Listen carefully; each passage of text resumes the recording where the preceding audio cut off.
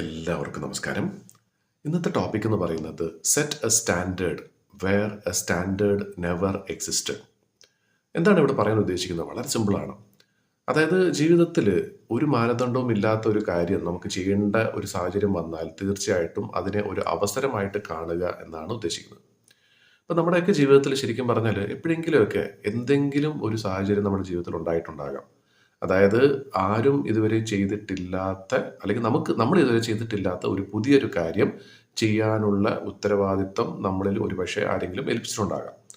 അപ്പം അങ്ങനെ ഒരു അവസരം വരുമ്പോൾ സ്വാഭാവികമായിട്ട് മിക്ക ആളുകളും ചെയ്യുന്നത് എന്താണ്? അതിനെ ഒരു ബുദ്ധിമുട്ടായിട്ടാണ് കാണുന്നത്, ഒരു പ്രതിസന്ധിയായിട്ടാണ്. കാരണം എന്ന് വെച്ചാൽ ഈ ഒരു കാര്യം എങ്ങനെ ചെയ്യണം എന്നുള്ളത് എനിക്കറിയില്ല, എനിക്ക് ചുറ്റുമുള്ളവർക്ക് ആർക്കും അറിയില്ല, പിന്നെ ഞാൻ എങ്ങനെയാണ് ഇത് ചെയ്യുന്നത്?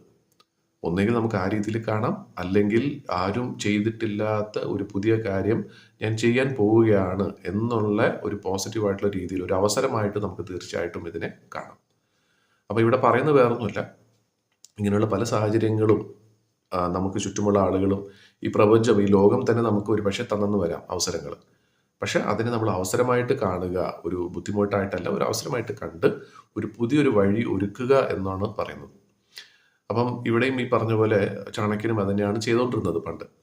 അതായത് ചന്ദ്രഗുപ്ത മൗര്യന് പല പല ബുദ്ധിമുട്ടുകൾ വന്ന സമയത്ത് പുതിയ പുതിയ കാര്യങ്ങൾ ഇന്നോവേറ്റ് ചെയ്ത് ക്രിയേറ്റീവായിട്ട് ചിന്തിച്ച് വഴിയൊരുക്കി കൊടുക്കുകയാണ് ചാണക്യൻ ചെയ്തത്.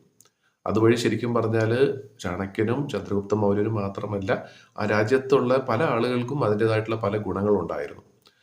അപ്പോൾ നമുക്ക് അങ്ങനെ ഒരു രീതിയിൽ നമുക്ക് വിശ്വസിക്കാൻ പറ്റണമെങ്കിൽ തീർച്ചയായിട്ടും നമ്മൾ ആദ്യം നമ്മളിൽ തന്നെ നമ്മൾ വിശ്വസിക്കാൻ വേണം. അതായത് നമുക്കിത് കഴിയും എന്നുള്ള ഉറച്ച വിശ്വാസമുണ്ടെങ്കിൽ ആരും ഇതുവരെ സഞ്ചരിച്ചിട്ടില്ലാത്ത വഴികളിലൂടെ നമുക്ക് സഞ്ചരിക്കാനും മറ്റുള്ള ആളുകൾക്ക് വേണ്ടി വഴിയൊരുക്കാനും തീർച്ചയായിട്ടും നമുക്ക് പറ്റും.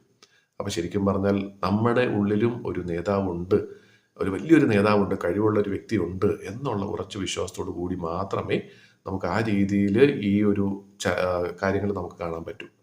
അപ്പം നമ്മുടെ മുന്നിൽ വരുന്ന ഏതൊരു കാര്യവും ഒരു പ്രതിസന്ധിയായിട്ടല്ലാതെ ഒരു അവസരമായിട്ട് കാണുകയാണെങ്കിൽ തീർച്ചയായിട്ടും ഒരുപാട് കാര്യങ്ങൾ നമുക്ക് പഠിക്കാനും സാധിക്കും, വരുന്ന തലമുറയ്ക്ക് നമുക്ക് വഴി കാണിച്ചു കൊടുക്കാനായിട്ട് തീർച്ചയായിട്ടും സാധിക്കും.